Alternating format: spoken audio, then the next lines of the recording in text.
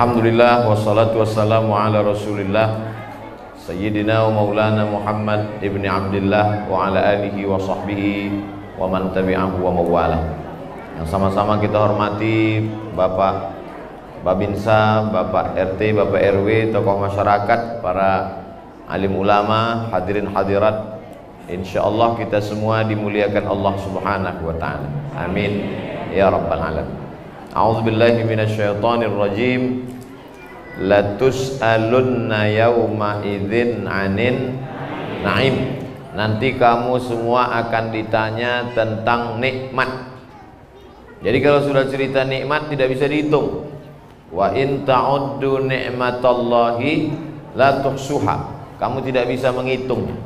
Tidak ada yang bisa menghitung berapa kedipan mata, berapa hembusan nafas, berapa langkah kaki, berapa hayunan tangan, berapa tetes darah yang dicuci oleh buah pinggang. Semuanya itu, dan memang kita tidak disuruh untuk menghitung. Kita hanya disuruh untuk mensyukurinya dan mempertanggungjawabkannya di hadapan Allah nanti. Dan di antara yang akan dipertanggungjawabkan dan banyak orang tidak lulus adalah an umrihi fima afnah, umur. Bercerita tentang umur adalah waktu, dan terkait dengan waktu bertepatan kebetulan ini adalah awal-awal tanggal 1 bulan 1 2022.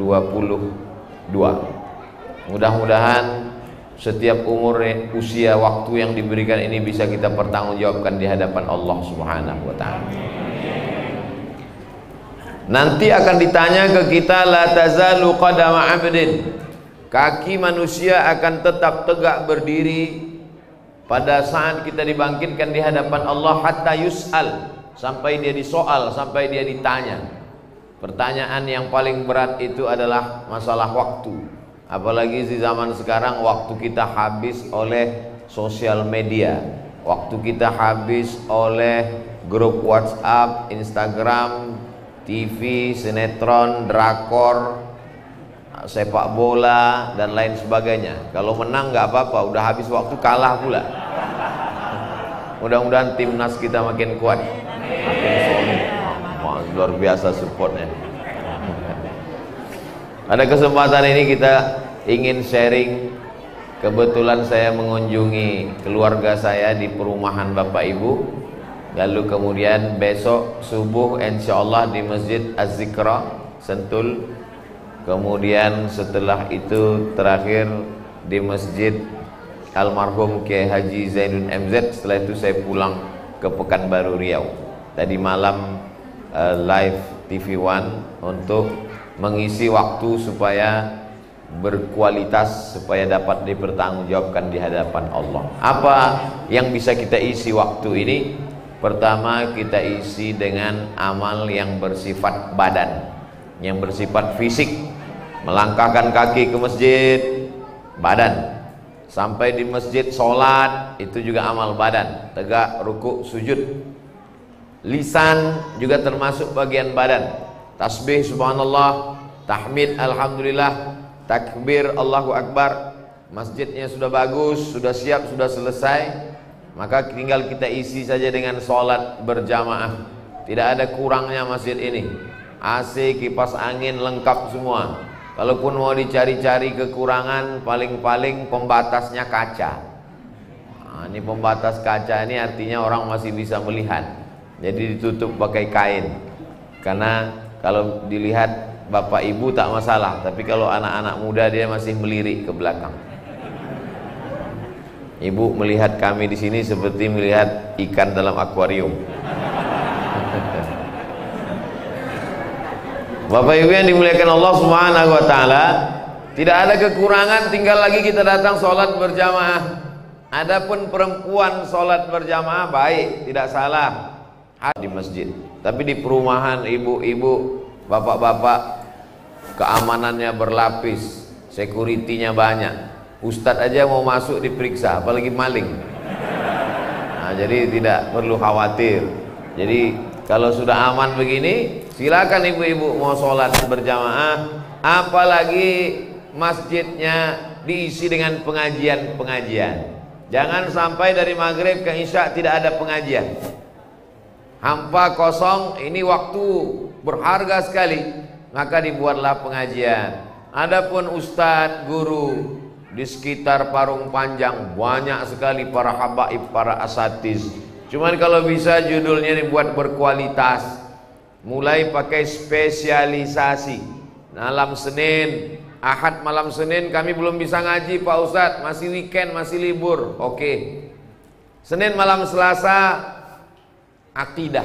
Akidah ini harus diperkuat. Karena orang tidak diterima amalnya kalau akidahnya tidak benar. Jangan-jangan dia masih syirik, jangan-jangan akidahnya belum lurus menurut Ahlus Sunnah wal Jamaah.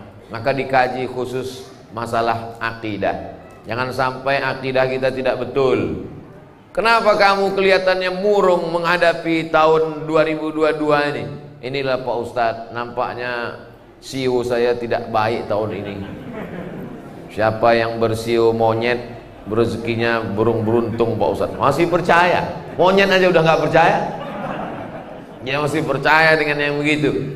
Kita diajarkan akidahnya benar. Bismillahirrahmanirrahim. 'Alallah la haula wala quwata illa billah. Yang ada usaha bisnis terus sholat kepada Allah, minta iyyaka na'budu wa iyyaka nasta'in.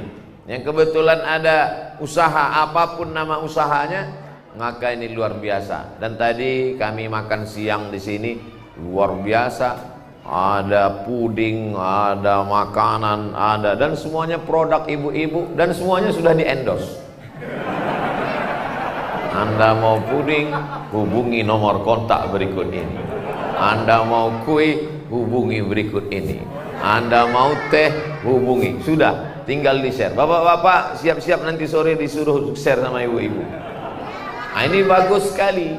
Apa bagusnya? Kita tahu siapa yang memasak makanan kita. Khawatir kita jangan-jangan makanan yang kita makan, wah enaknya, rupanya yang masak kukunya panjang 10 cm. Enak karena dakinya banyak. Tapi kalau lingkungan kita orangnya pengajian, halalan thayyibah, membangkitkan ekonomi umat, nah ini amat sangat baik sekali. Ini ada kantong hijau pembagian sembako atau jadi? Oh, mau keliling pengumpulan infak. Nah, kalau ada yang mengatakan ini sodakoh, jangan. Kalau uang itu namanya infak. Karena kalau nanti dikatakan sodakoh, nanti begitu dibawa orang senyum aja. Karena senyum itu sodakoh. Jadi jangan tulis kotak infak, tapi kotak. Jangan tulis kotak sodakoh, tapi kotak infak. Silakan jalan Pak. Silakan. Tapi saya khawatir kalau ini kantong hijau ini di sini, memang yang kerja kan Bapak, tapi uang dipegang sama yang di belakang.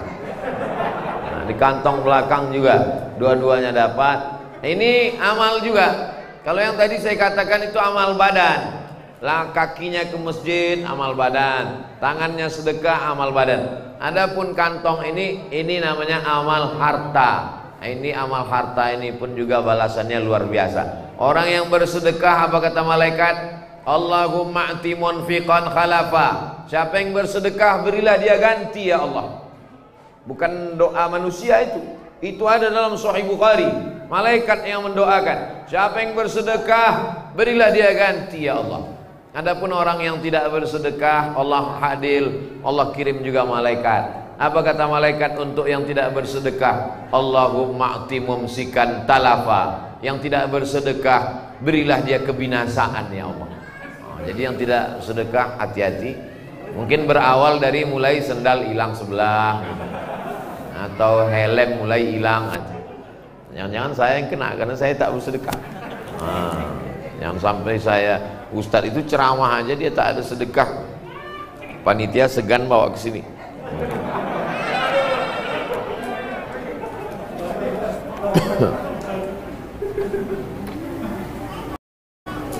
Untung bawa dompet.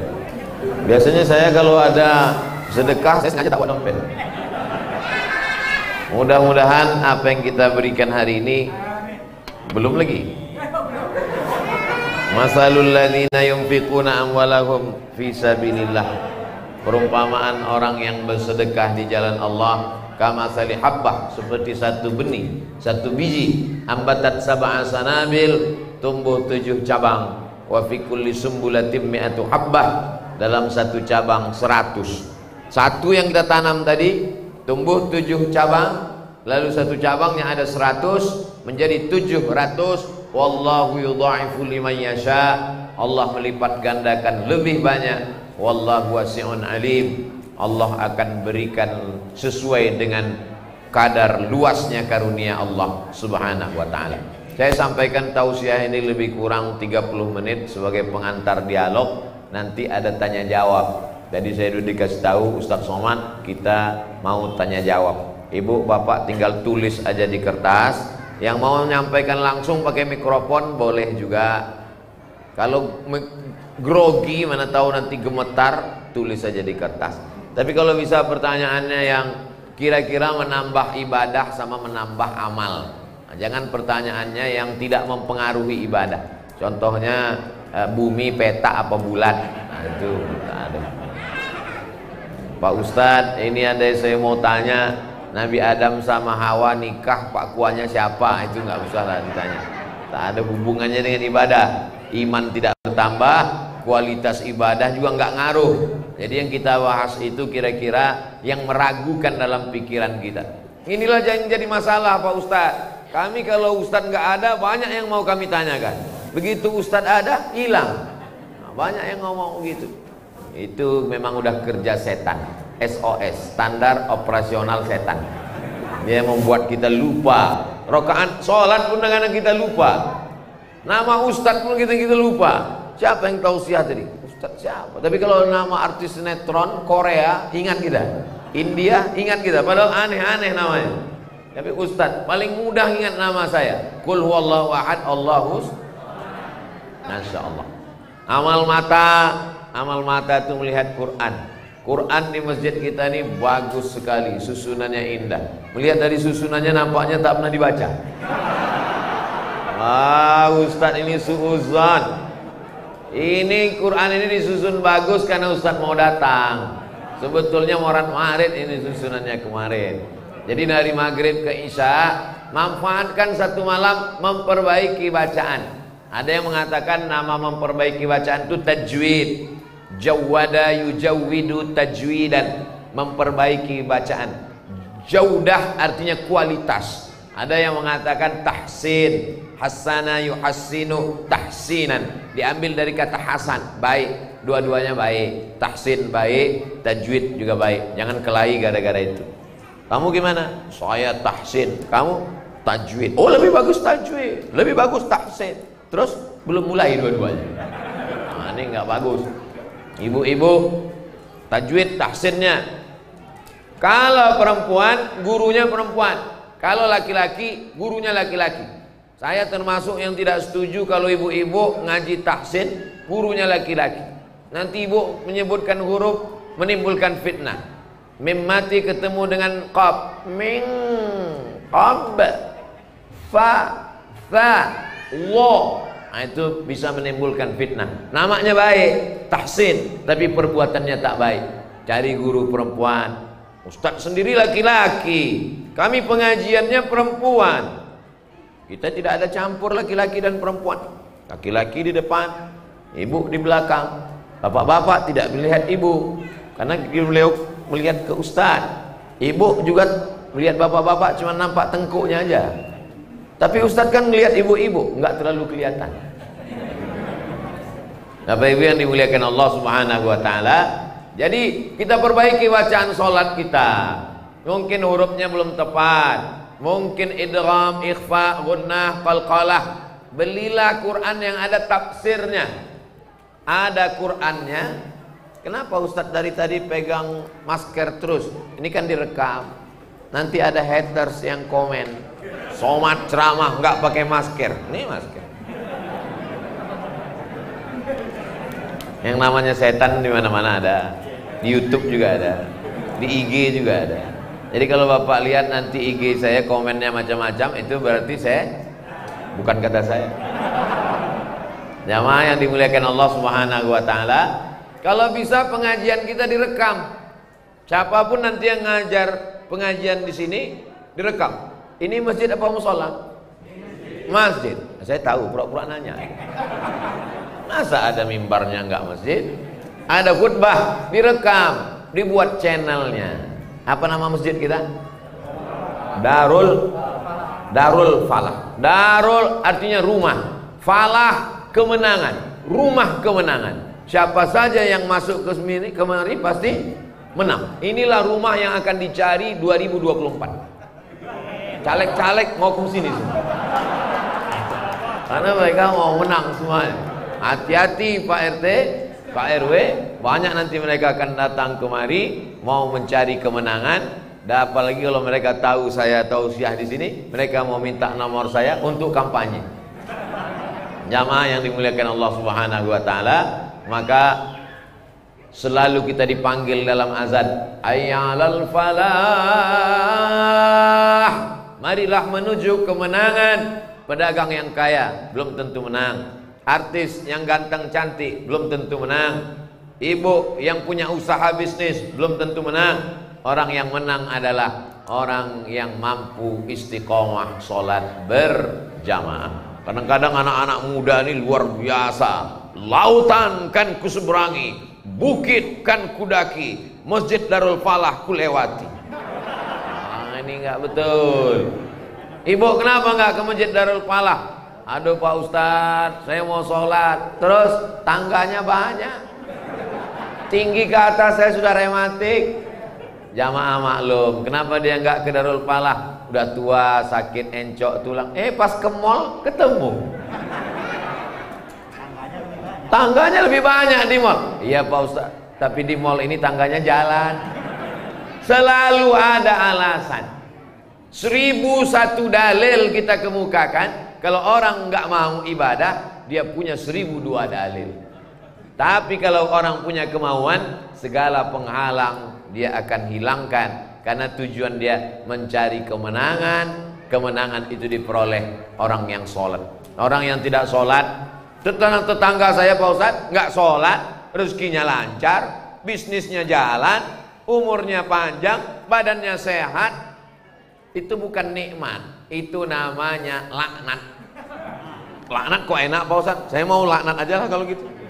Itu namanya istidraj.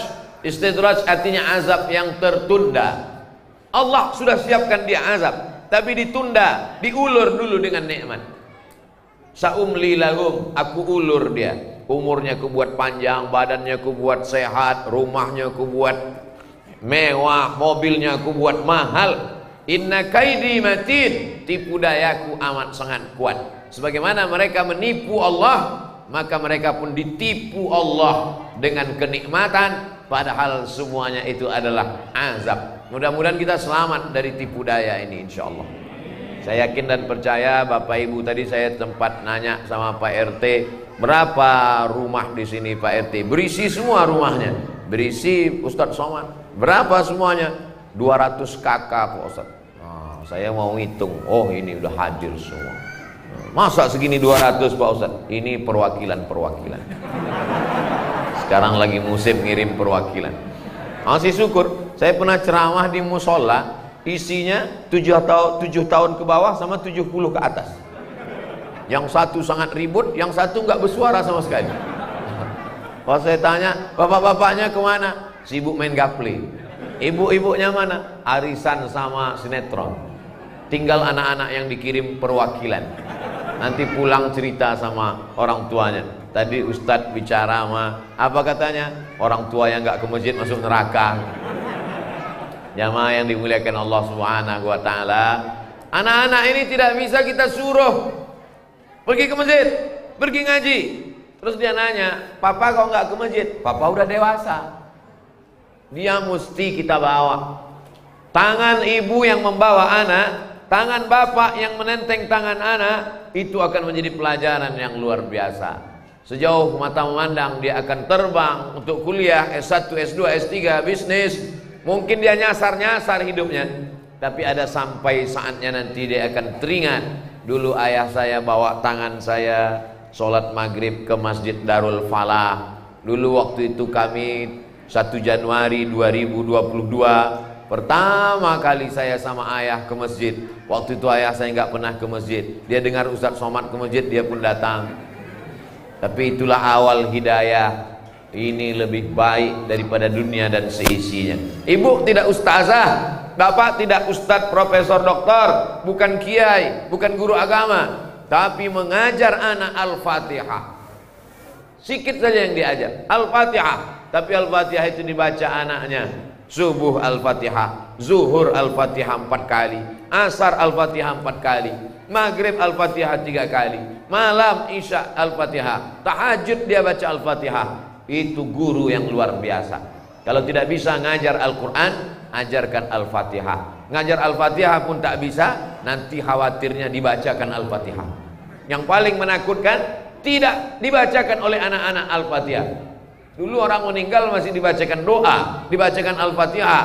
Kita khawatir saat kita tidak mengajarkan Al-Fatihah, ketika kita mati dikirimkan lagu pop sama dangdut, baru tahu. Ceramah Ustadz mana mungkin terjadi? Sudah terjadi sekarang. Kita tonton di televisi, orang meninggal dikirim lagu. Nauzubillah. Ini zaman dulu sesuatu yang aneh, sesuatu yang diragukan untuk dilakukan orang, tapi dilakukan orang zaman ini. Apalagi ini dekat dengan ibu kota Jabodetabek, penduduknya 10 juta orang, dengan tingkat kerumitan dan tingkat luar biasa. Di sana banyak ulama, banyak kajian, juga banyak perbuatan maksiat tersedia. Kalau tidak kuat kita imbangi ini, maka kita akan hanyut dengan air deras yang luar biasa. Apalagi dekat sungai kan, di depan the river. Ini sungai ini. Dulu empang ini Pak Ustaz, sekarang jadi river, sungai. Ini semua menjadi ujian bagi kita. Tapi indahnya hidup itu kalau ada ujian. Ujiannya berat S1, ujiannya agak berat S2, sangat berat S3. Saya nggak mau yang berat Pak Ustadz, TK. Jadi kualitas hidup itu selalu ada. Ini setelah Covid ini banyak sekali penderitaan Pak Ustadz. Bisnis saya macet Pak Ustadz. Akhirnya kami online. Online ini pun ternyata Covid menyerang online juga Pak Ustadz. Kita masih ada tempat bergantung. Inna salati wa nusuki wa mahyaya wa mamati lillah. Adukan kepada Allah, jangan adukan ke teman. Kita adukan ke teman, dijadikannya bahan update status dia. Di fotonya kita, di update-nya, temanku sedang susah, tolong kirim Al-Fatihah. Jamaah yang dimuliakan Allah Subhanahu wa taala, pada kesempatan yang baik, bertemu dengan orang baik, berada di tempat yang baik, mari kita tingkatkan kualitas. Man kana yaumu khairum min amsi. Siapa yang hari ini lebih baik daripada hari kemarin, fahuwa rabih, itu orang beruntung. Man kana yaumuhu mithla amsi. Siapa yang hari ini sama saja seperti hari kemarin, fahuwa khasir, dia rugi. Kalau kemarin baik, hari ini baik, masih rugi. Man kana yaumuhu syarrun min amsihi. Siapa yang hari ini lebih jelek daripada hari kemarin. Tahun yang lalu, alhamdulillah Pak Ustadz, suami saya sholatnya 5 waktu. Sekarang Idul Fitri sama Idul Adha itu pun cuma mau ngambil daging kurban. Nauzubillah. Man kana yaumuhu syarrun min amsihi. Siapa yang hari ini lebih jelek daripada hari kemarin, fa huwa mal'un, jadi laknat oleh Allah Subhanahu wa taala. Laknat artinya ba'idun 'anir rahmah, jauh dari rahmat Allah Subhanahu wa taala. Di antara ibu-ibu mesti ada watawasau bil haq watawasau bis sabr, saling nasihat menasehati. Antara yang jilbab pendek dengan yang jilbab panjang saling menasehati, jangan kelahi. Karena kalau yang jilbab pendek ngejek jilbab panjang, yang jilbab panjang ngejek yang jilbab pendek, yang ketawa yang nggak pakai celana. Saling menasihati, watawasau bil haq watawasau bis sabr. Ibu-ibu mesti buat pengajian khusus habis asar hari Jumat. Kenapa pilih habis asar? Waktunya kosong luang. Kalau habis maghrib mungkin suaminya baru pulang. Kalau habis subuh mungkin mau masak sarapan kerja, anak mau pergi sekolah. Dibuat habis Asar hari Jumat waktu mustajab berdoa, untuk pengajian di masjid tentang tata cara berwudu, tentang tata cara membasuh baju suami, jangan sampai masuk di dalam mesin cuci baju koko suaminya, kain sarungnya, mukenanya, tapi di situ ada juga celana anaknya yang habis kena air kencing najis. Mohon maaf, hanya tinggal dimasukkan, lalu disiram air, lalu dihidupkan mesin cuci, setelah itu langsung dijemur, tidak dibilas, tidak dicuci dengan air yang suci mensucikan. Najis, sarungnya dipakai sholat, tidak diterima karena bernajis. Baju kokonya dipakai ke masjid, tidak diterima. Tadi kamu cuci ini, iya, tidak dibilas, enggak. Kenapa enggak dibilas? Ya tertulis di situ, sekali kucek tanpa bilas. Kita korban iklan, padahal ini adalah mesti dicuci dengan air yang mensucikan, disiram. Nah, ini nampaknya sepele, tapi bagi seorang perempuan dia mesti tahu. Saya nggak nyuci sendiri Pak Ustadz, saya punya pembantu. Saudara kita, mereka bukan budak kita, mereka adalah orang baik, dikirim Allah bersama dengan kita, membantu keluarga kita, maka kita perlakukan mereka dengan baik. Boleh jadi kita masuk surga karena syafaat dari mereka, karena orang beriman juga bisa memberikan syafaat kepada saudaranya. Jangan sepelekan orang, jangan remeh-temehkan orang. Ada satu perbuatan yang tidak bisa ditebus dengan infak, zakat, wakaf dan sedekah, yaitu perbuatan zalim. Ittaquz zulma, jangan zalim, jangan aniaya orang. Supirmu, drivermu, securitymu, babysittermu, tukang masakmu, tukang setrikamu, pembantumu, mereka akan menuntut di hadapan Allah Subhanahu wa ta'ala. Ada orang yang sholatnya banyak, puasa sunatnya rajin, infak wakaf sedekahnya luar biasa, tapi ternyata zalim, aniaya pada orang. Semua orang yang dianiaya berbaris menuntutnya di hadapan Allah. Yang satu mengambil pahala sholatnya, yang satu mengambil pahala sedekahnya, yang satu mengambil pahala haji dan umrahnya, habis semuanya. Sementara orang masih panjang mengantri, diambil dosa mereka, ditimpakan kepada dia, summa turiha finnar, dimasukkan dia ke dalam neraka. Inilah orang yang masuk neraka bukan karena tidak sholat, bukan karena tidak puasa, bukan karena tidak bersedekah, tapi karena zalim dan aniaya. Makanya saya selalu kalau menyampaikan tausiah, saya takut jamaah tersinggung perasaannya. Selalu saya katakan, kalau ada kata-kata saya bertentangan dengan hati jamaah, menyinggung perasaan jamaah, maukah jamaah memaafkan saya? Mau, lebih baik minta maaf di dunia daripada minta maaf di akhirat. Karena mencari orang sulitnya luar biasa, mencari bapak ibu nanti di akhirat payah. Maka kita cari di dunia. Nabi saja minta maaf. Nabi naik ke atas mimbar, apa kata Nabi?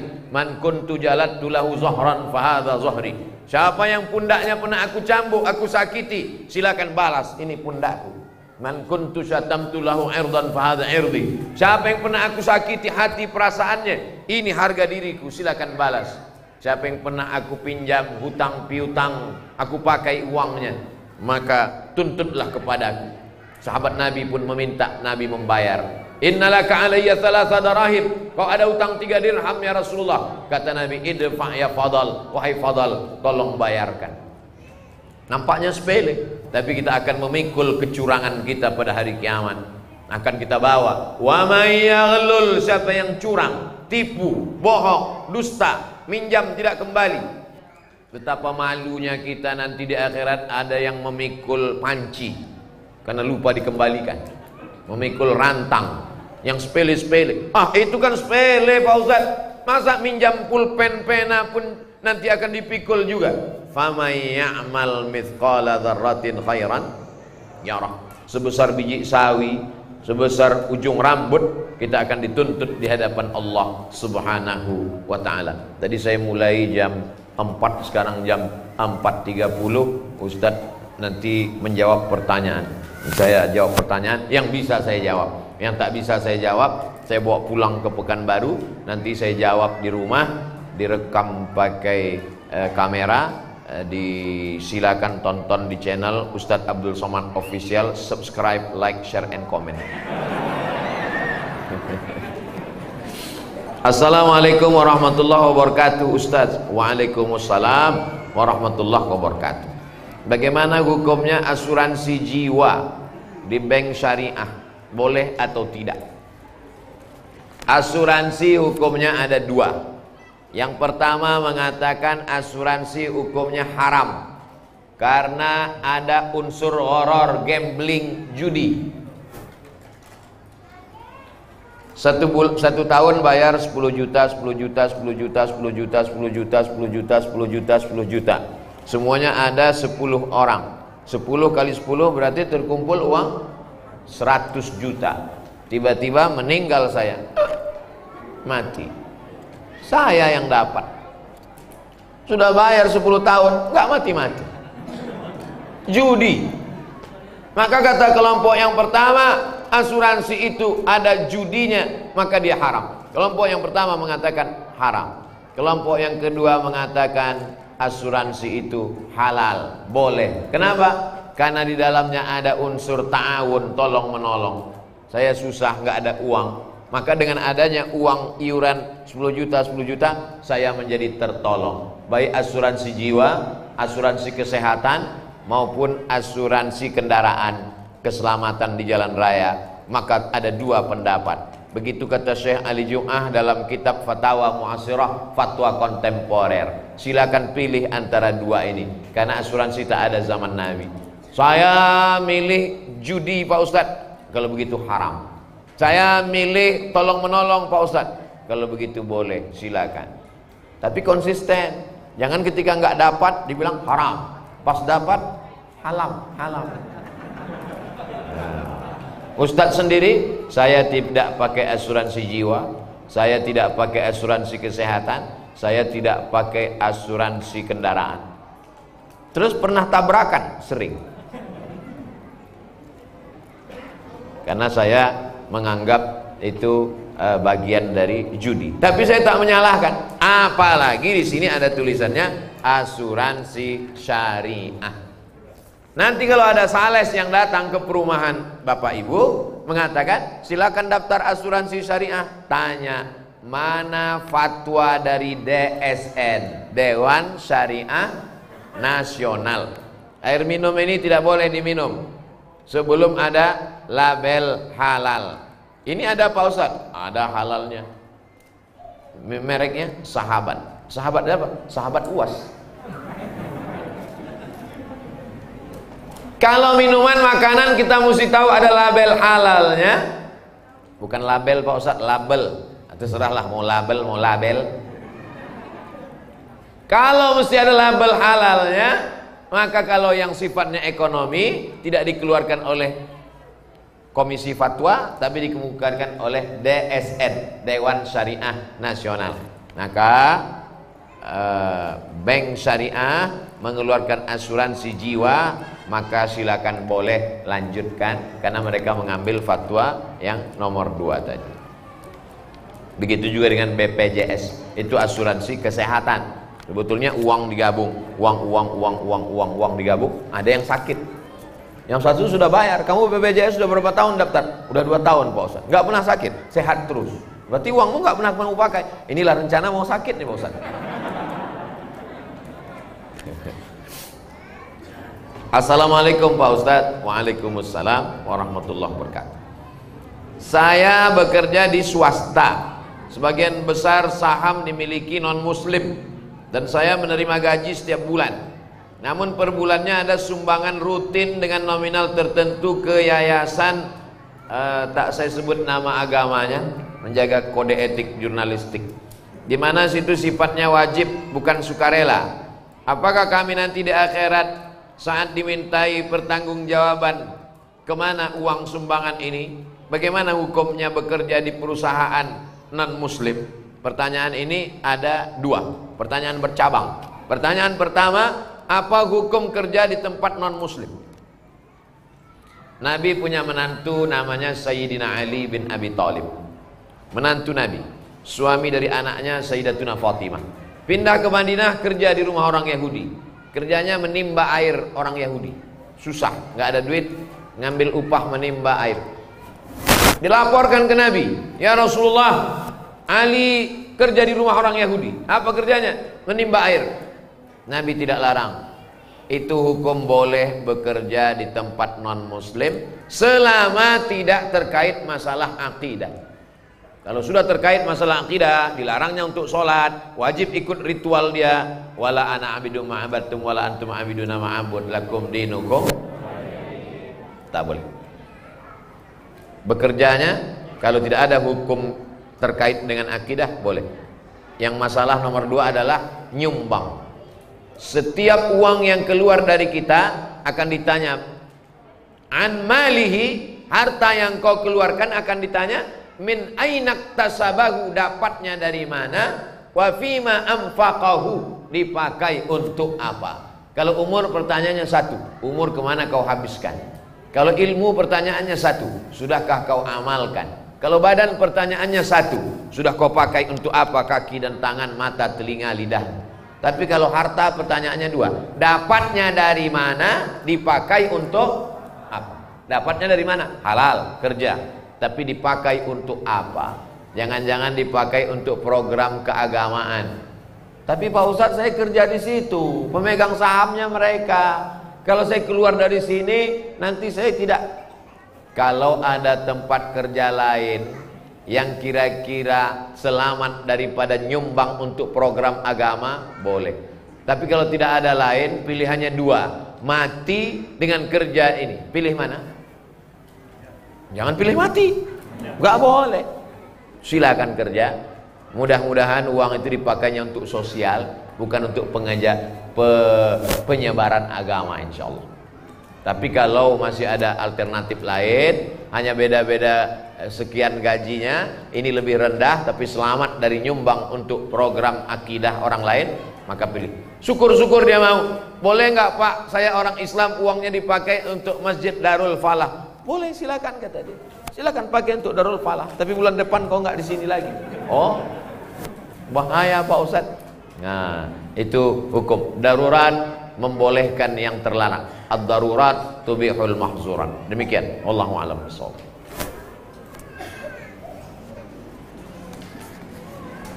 Assalamualaikum Ustadz Somad. Waalaikumsalam warahmatullahi wabarakatuh.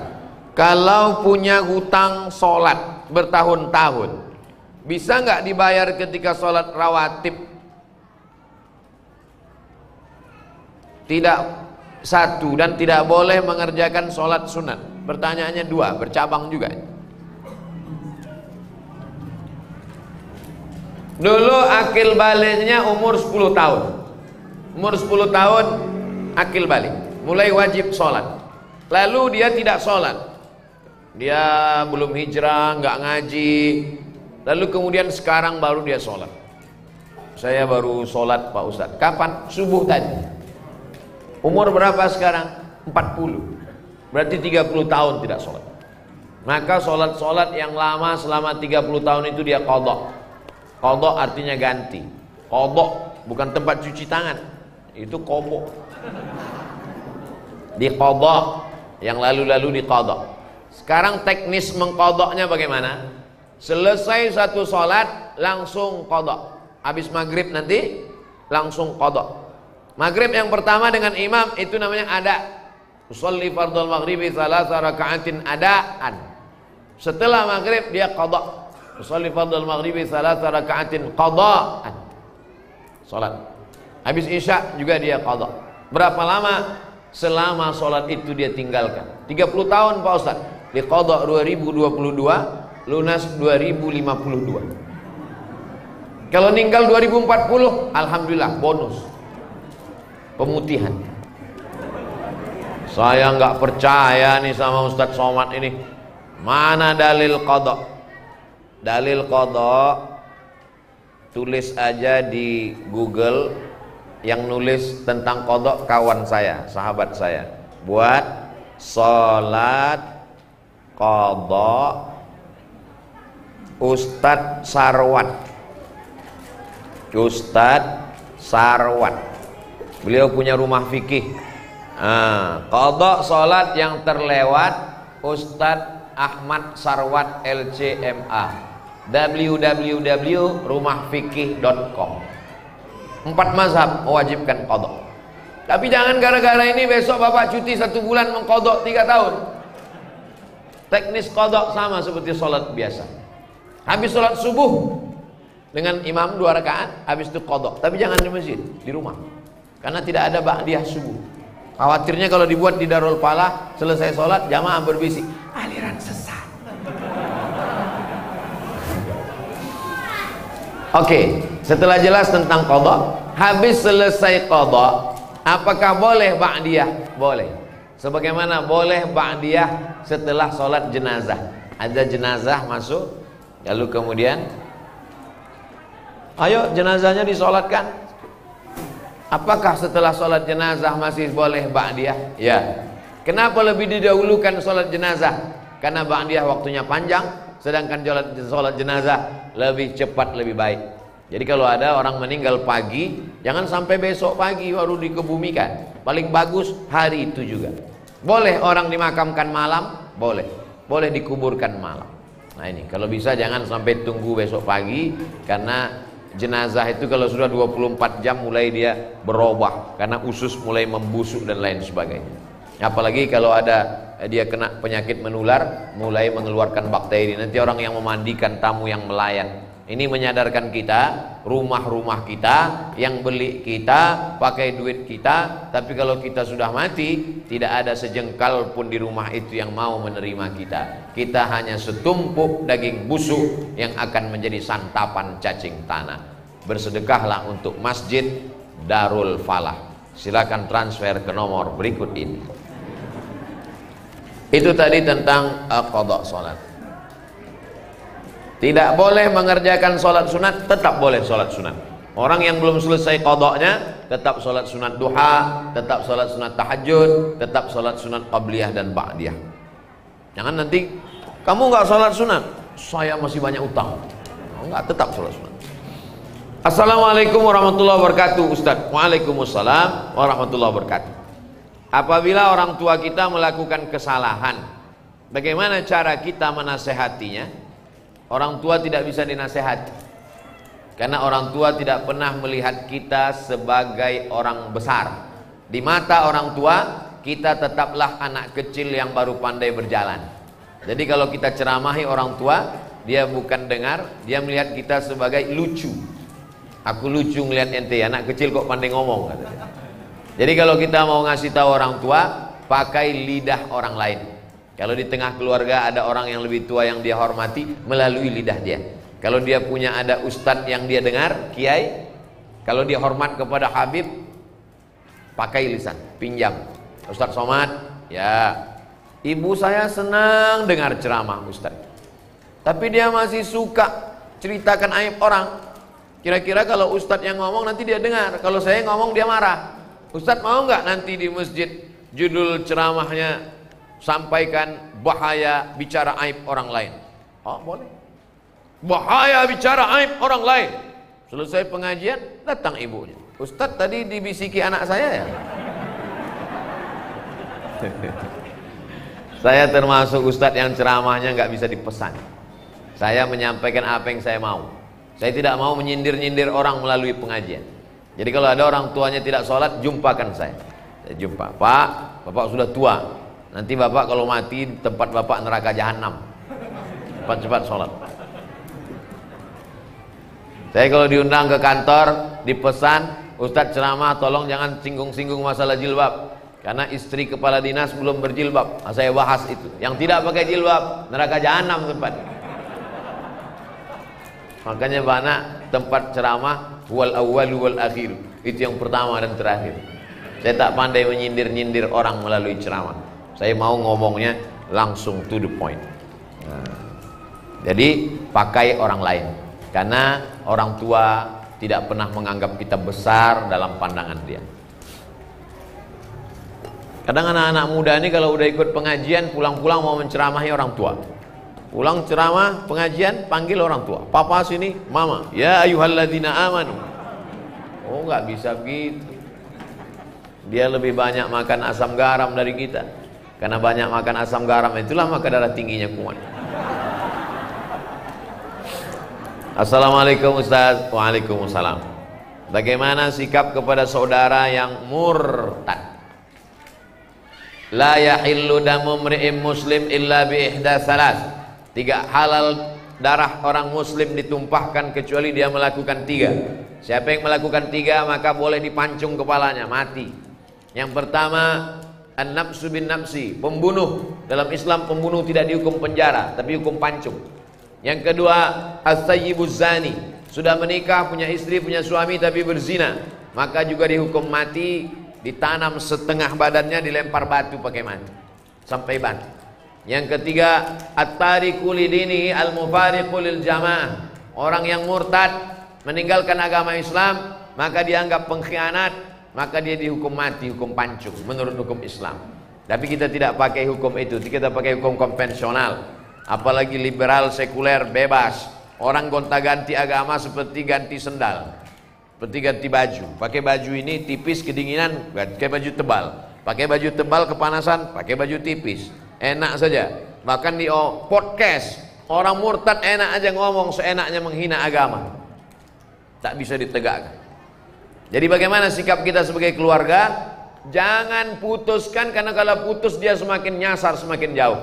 Kalau masih ada nomor handphonenya, tetap tiap hari kau mesti balik kepada Islam. Wa may yartadda minkum an dinihi, siapa yang murtad dari agama Allah maka dipancung kepalanya. Lalu kemudian mesti dikasih tahu, kau nanti kalau mati tidak diterima Allah. Wa may yabtaghi ghairal islami dina, siapa yang mencari agama selain Islam, falan yuqbala min, maka dia tidak akan diterima Allah. Wa huwa fil akhirati minal khasirin, di akhirat termasuk orang rugi, karena masuk neraka khalidina fiha abada, kekal selamanya. Jangan pernah berhenti mengajak dia untuk balik ke agama Islam sampai akhirnya dia mati. 2 kemungkinan, kita capek lalu dia mati, atau kita lelah, kita mati duluan. Yang penting kita sudah melaksanakan amar ma'ruf nahi mungkar. Adapun berbaik-baik menganggap ini bukan masalah, maka kita sudah melakukan setuju dengan perbuatan mungkar. Man ra'a minkum mungkaran, siapa yang melihat perbuatan mungkar, falyughayyir biyadihi, rubah dengan tangan. Fa illam yastati, kalau tak sanggup dengan tangan, fa bilisani, dengan lidah. Kalau tidak sanggup dengan lidah, dengan hati. Jangan diam, karena diam berarti as-sakitu anil haq syaitan akhras. Orang yang diam terhadap kebenaran diinjak-injak. Orang minum khamar aja kita tak boleh diam. Innamal khamru khamar, wal maisir judi, wal ansab menyembelih binatang untuk berhala, wal azlam mengundi nasib, rijsun najis min amali syaitan, perbuatan syaitan. Fajtanibu, jauh. Apalagi yang lebih hebat daripada zina, lebih hebat daripada minum khamar, apa dia? Murtad. Nauzubillah. Mudah-mudahan Allah selamatkan keluarga, tetangga, anak cucu kita dari murtad ini. Luar biasa gerakan pemurtadan sekarang. Dinikahi, pura-pura masuk Islam, setelah punya anak dia ancam, kalau kamu mau tetap suami saya, ikut agama saya. Kalau kamu tidak mau, saya tinggalkan. Perempuannya tidak kerja, tidak ada duit, takut, akhirnya murtad. Pemurtadan dengan cara nikah, pura-pura masuk Islam, robah KTP, habis itu punya anak 1, murtad, tak terhitung jumlahnya. Makanya anak-anak ibu kalau pacaran, lihat dulu agamanya. Jangan karena mobilnya lalu dinikahkan, jangan karena pekerjaannya, karena PNS-nya, karena jabatannya, rugi. Allah selamatkan. Tidak apa-apa kejam-kejam, marah-marah sedikit, lebih baik daripada nanti menangis di akhir masa. Kakek-kakek, nenek-nenek umur 70 tahun datang ke kantor Basnas. Waktu itu saya dewan sosialisasi Basnas. Ustadz Somad nggak usah ikut rapat. Kenapa Pak Ketua? Ustadz itu ada mau orang konsultasi. Ada apa Pak? Anak saya perempuan nikah dengan non muslim, dia mau alaf masuk Islam. Setelah anak 3 dia murtad. Sekarang 5 keluarga saya murtad Pak Ustadz. Anak saya, mantu saya, cucu saya 3. Saya waktu itu ragu, mau ngasih tahu tegas, siapa yang murtad? Saya takut saya gitu dua-duanya meninggal. Saya bilang Bapak pulang aja ke rumah, makan enak, banyak-banyak zikir, banyak-banyak doa, mudah-mudahan Allah balikkan hatinya. Sudah tak tertolong lagi, bagaimana caranya? Ini berawal dari kenapa bisa anak nikah dengan orang tidak seakidah. Karena gara nonton sinetron, gara-gara nonton artis infotainment. Beda agama nggak apa-apa. Dalam Islam tidak bisa. Dalam Islam yang pertama kali dilihat adalah agamanya. Tungkahul mar'atu li arba, perempuan dinikahi karena 4. Limaliha karena hartanya, wali hasabiha karena keturunannya, wali jamaliha karena kecantikannya. Tapi pandang yang keempat, fazfar bidzatid din, lihat agamanya. Taribat syadaka, kau akan selamat. Kalau mau mencari menantu laki-laki, idza ja'akum man tardawna dinahu, kalau ada orang yang meminang anakmu, maka yang pertama kau lihat din, agamanya, wa khuluquhu, akhlak. Ini mentang-mentang ada orang minang anak, begitu dibuka gorden dilihat mantu mobil baru, oh ini dia sesuai dengan istikharahku tadi malam, istikharah cinta, oh inilah calon mantu kita. Padahal suaminya udah ngasih tahu, ojo ke susu bu, inilah dia. Ternyata setelah dinikahi seminggu murtad dia, dunia tak dapat, akhirat tak dapat, menangis anak pulang meleleh air mata. Mama, kenapa? Mobilnya kredit. Dunia tak dapat, akhirat melayang. Nauzubillah. Mesti tanya-tanya, mesti resek, mesti cerewet demi keselamatan anak. Yang sudah terjadi apa boleh buat, nasi sudah jadi tai ayam. Orang sudah murtad, ibu cerita bubur juga lagi.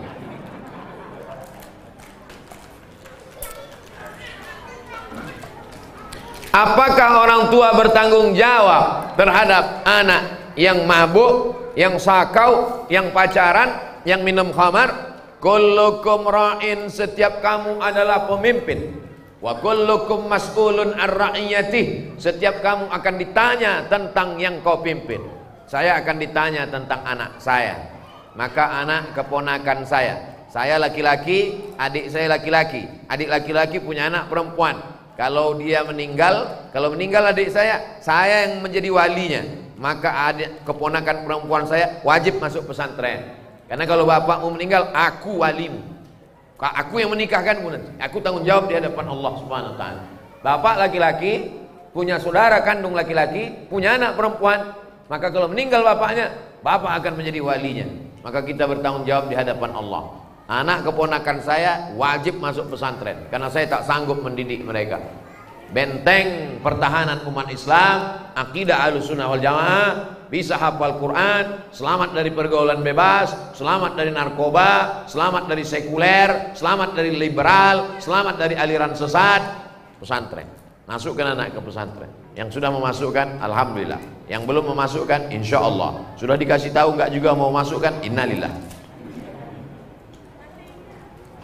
Kalau sudah dimasukkan ke pesantren, sudah dididik, tetap juga dia buat dosa, kita tidak tanggung jawab. Wala taziru waziratun wizra ukhra, orang tidak menanggung dosa orang lain. Tapi kita sampai mati tetap amar ma'ruf nahi mungkar. Jangan diam. Bu, anaknya saya bawa nonton ya. Jangan. Sebentar aja bu, ke Parung Panjang, nanti saya belikan mie ayam sama bakso. Bawalah. Betapa murahnya harga anakmu. Padahal kau mengandungnya 9 bulan 10 hari. Di Parung Panjang ngandung masih 9 bulan 10 hari. Alhamdulillah. Di tempat lain ada yang 3 bulan lain. Menyusukannya 2 tahun. Meregang nyawa melahirkannya. Kenapa dibiarkan sia-sia? Kita akan diminta tanggung jawab di hadapan Allah. Tapi jangan gara-gara ini lalu takut punya anak. Silakan punya anak, karena anak bisa menolong. Rabbi habli minas sholihin. Itu pertanyaan-pertanyaan. Ada lagi? Habis. Itu baik.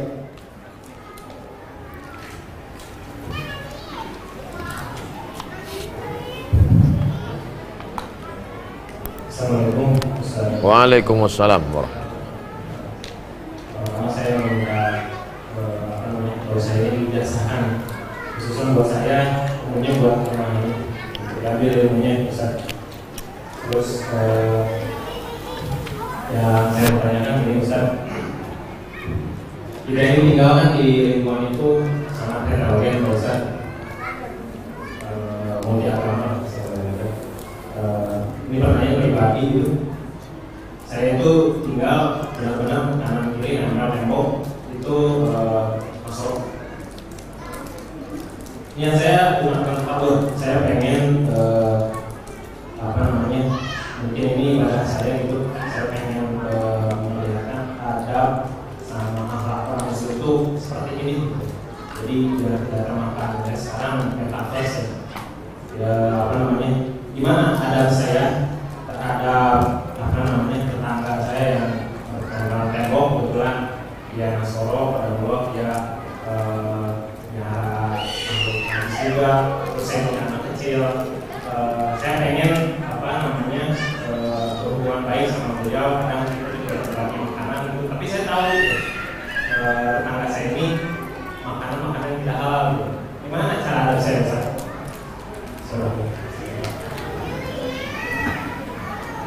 Saya bertetangga dengan non-muslim sampai kelas 6 SD. Setelah itu orang tua saya pindah, tapi hubungan saya sampai hari ini baik. Masih WA, masih kirim-kiriman. Ada rumah Quran di daerah itu perlu bantuan semen. Yang WA saya yang non-muslim tadi, Ustadz Somad, dekat rumah kita ada rumah Quran, sekarang sedang pembangunan.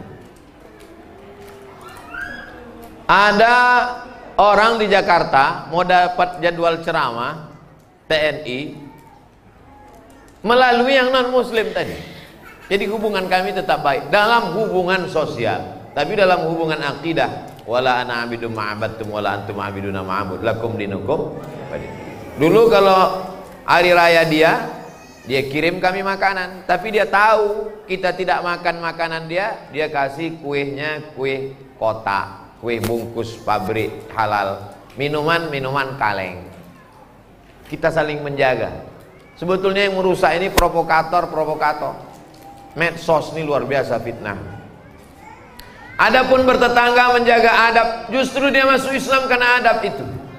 Ada seorang imam namanya Imam Al-Hasan Al-Basri, meninggal tahun 110 Hijrah, punya tetangga non muslim. Rumah tetangganya di atas bukit, dia di bawah. Lalu kemudian suatu ketika Imam Hasan Al-Basri sakit. Tetangga yang non muslim masuk menjenguk ke ruang tamu. Hasan Basri mana? Dia di kamar. Tetangganya masuk ke kamar. Sampai di kamar, di pojok rumah ada ember. Tetangganya nanya, itu air apa Hasan Basri? Itu air dari atas. Kalau nggak salah itu pojok kamarmu pas WC saya. Sudah berapa lama kamu nampung air ini? Isrun sana, 20 tahun sudah kutang. Agama apa yang mengajarkanmu selembut ini Hasan Al-Basri? Saksikanlah wahai Hasan Al-Basri. Asyhadu an la ilaha illallah wa asyhadu anna Muhammadar Rasulullah. Kisah ini ada dalam kitab Gharaib wa Taraib, ditulis oleh Syekh Abu Amr Al-Misri. Sa'ah wa sa'ah, Gharaib wa Taraib. Kejadian-kejadian unik dalam sejarah Islam. Masuk Islam bukan karena dia ajak masuk Islam, kalau tak masuk Islam neraka jahanam. Masuk Islam karena tersentuh hatinya. Orang kalau sudah kau sentuh tepat di hatinya, dia akan jadi milikmu untuk selamanya. So sweet. 20 tahun menahankan itu, buahnya ada tetangga masuk Islam. Kita kadang dia baru salah parkir sekali sudah keluar kebun binatang dari mulut kita. Dia punya anjing, lebih galak pula mulut kita dari anjingnya lagi. Adapun dia punya anjing, kita usahakan bagaimana caranya, apa pantang yang membuat kira-kira anjing itu tak masuk ke halaman kita. Karena kalau sampai air liurnya basah, kalau kering sama kering tak apa, tapi kalau sampai basah sama kering maka mesti dibasuh 7 kali. Kalau sampai anjing itu mengeluarkan air liur di halaman, lalu kemudian halamannya itu anak kita jalan, kena kakinya, mesti kita siram kaki anak kita itu 7 kali dengan air, salah satunya dengan air yang dibasuh tanah.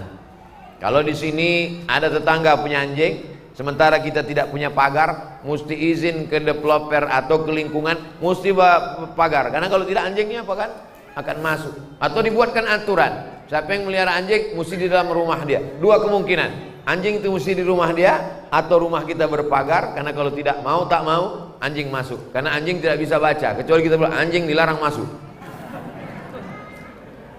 Kita mesti menjaga ini, hidup bertetangga karena kalau tidak ini akan merusak tatanan sosial kita. Mudah-mudahan akhlak kita membukakan pintu hidayah untuk mereka. Ayyadiyallahu bika rajulan wahidan, satu orang dapat hidayah karena engkau, khairum min humurin na'am, lebih baik daripada kau memiliki dunia beserta isinya. Tentang ijazah, ajaztukum jami'a marwiyati wa muallafati wa muhadarati, aku ijazahkan semua kajian-kajian, riwayat-riwayat hadis dan zikir, semua ceramah-ceramah yang buku-buku yang sudah kusampaikan selama ini kepada seluruh jamaah Masjid Darul Falah yang hadir pada saat ini. Asa an tanfa'ana fid dharaini, mudah-mudahan bermanfaat untuk kita dunia akhirat. Amin ya rabbal alamin. Baik, terakhir.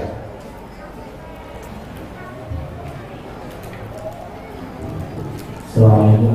Waalaikumsalam warahmatullahi wabarakatuh. Mohon maaf, insyaallah ini terakhir Ustaz. Bagi dewasa, utamanya tetap kepada diri. Bukan ada riwayat ketika seorang lelaki ingin berjihad, tapi di mana saja ibu sangat kuat, dia Rasul menyuruh dia untuk pergi ke merawat ibunya di dalamnya untuk berjihad.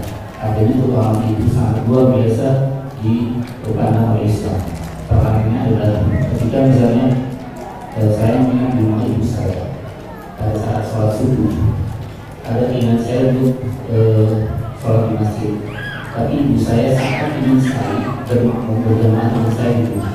Mana yang lebih utama? Saya tetap jalan ke masjid atau saya menyenangkan hati ibu saya untuk berjamaah di rumah? Yang kasih Allah Waalaikumsalam warahmatullahi wabarakatuh. Datang seorang laki-laki menjumpai Nabi Muhammad SAW. Ya Rasulullah, izinkan aku perang jihad fisabilillah, aku mau mati syahid. Kata Nabi, alaka min ummin, ibumu masih hidup? Ya, ada di rumah. Ilzam rijlaiha fasammal jannah, kau urus tapak kakinya, kau dapati surga di sana. Kalau telapak kakinya kau urus, kau dapat surga. Apalagi kalau kau urus kepalanya, tangannya, badannya, makannya, pakaiannya. Yang masih punya ibu, bersyukurlah. Kalau ibunya sudah meninggal, bersedekah.